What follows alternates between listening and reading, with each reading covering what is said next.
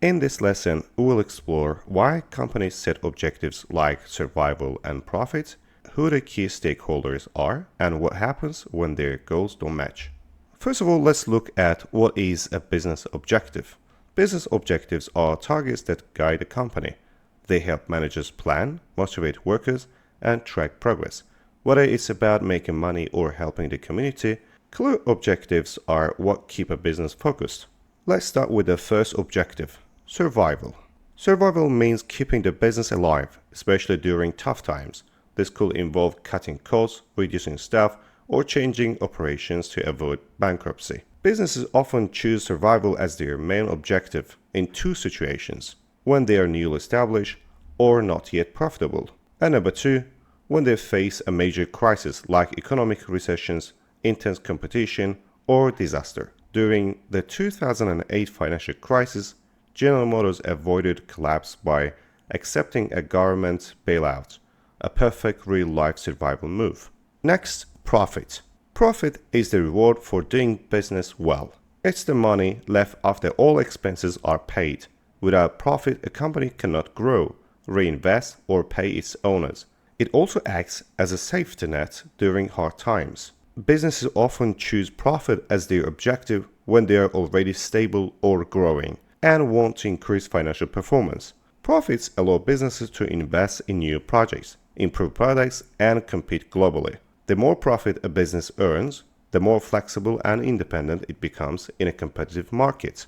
Next objective is returns to shareholders. Shareholders own a part of the company and expect good returns on their investment. To achieve this, business may increase dividend payments or raise share prices. They can do this by growing profits, expanding operations, or reducing costs.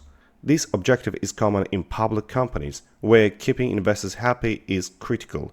Happy shareholders are more likely to invest again, which boosts the business further. That's why maximizing returns to shareholders is often a top priority. Growth is a sign of success. A growing business can attract more customers, generate higher sales, and build brand value. Companies may choose this objective to reduce risks, increase profits, or dominate a market. They can grow by opening new branches, launching new products, or expanding into different countries. Growth also improves a business reputation and helps it compete with large rivals. Next objective is a market share. Market share is the percentage of total sales a business has in an industry. Companies aim to increase the market share to become more powerful and competitive. They can do this by improving quality, lowering prices, or offering better service. For example, if a company sells $25 million in a 100 million market, it has 25% market share. A high market share means strong customer loyalty and better brand recognition. And the last objective is providing a service to the community. Some businesses aim to help people, not just earn profits. They choose to provide a service to the community to build trust and support. This can include offering affordable services, donating to charities, or creating jobs in poor areas. Ways to do this include social goals like helping the elderly, ethnic goals like fair trade, or financial support like scholarships. Such businesses often attract loyal customers who support their mission. And now let's talk about why business objectives change. Business objectives aren't fixed. They often change as the world around the business changes. Some reasons include new manager decisions, customer performance, or technological change. Strong competition may push a company to focus more on profit or innovation. Economic downturns might shift their goal to survival instead of growth. Even success can change goals. Once survival is secured, a business might switch to expansion or community service. Stakeholders' objectives. A stakeholder is anyone who's influenced by a business or can influence it. Stakeholders are divided into two groups: internal and external stakeholders. Internal ones work inside a business, like owners, managers, and employees. And external stakeholders are outside, like customers, banks, the government, and local residents. Let's look at each one briefly. Let's start with internal stakeholders, owners, managers, and employees. Internal stakeholders are part of the company's day-to-day life. Owners provide capital and take risks. They want profit and long-term success. Managers run operations, make decisions, and want performance-based rewards and control.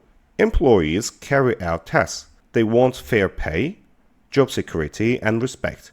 Their performance and satisfaction directly impact business success. External stakeholders aren't part of the business, but their influence is big. Customers want quality products at fair prices. Without them, there is no revenue. Suppliers want regular orders and timely payments.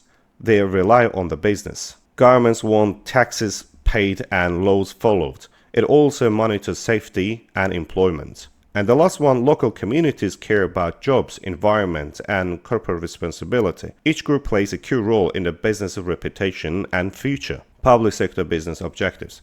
Public sector businesses are run by the government to serve the public, not to chase profits. Their objectives include financial, service, and social. The first one, financial, meet targets set by the government, use funds wisely, and sometimes reinvest surpluses into better services. This ensures taxpayers' money is spent responsibly. And second one, service, deliver quality services like healthcare, education, or public transport. For example, hospitals aim to reduce waiting times. And the last one, social, improve lives like providing jobs in poor areas or ensuring equal access to services. These goals help reduce inequality and support society as a whole. And at the end, we're going to talk about stakeholders' conflict. When everyone wants something different, conflict is bound to happen. Shareholders may want higher profits, but employees want higher wages. Customers want low prices, but suppliers want fair pay. Communities want clean air, but the company might want to build a factory. If you want a real-life example, we can take Starbucks. Starbucks face pressure from communities for paying low taxes in some countries, while returning profits to shareholders. These situations require balance, communication, and often compromise. Business is a balancing act. Clear objectives give a company purpose. But every decision affects someone, a worker, a customer, or even a neighbor. Understanding and managing these relationships is the key to long-term success.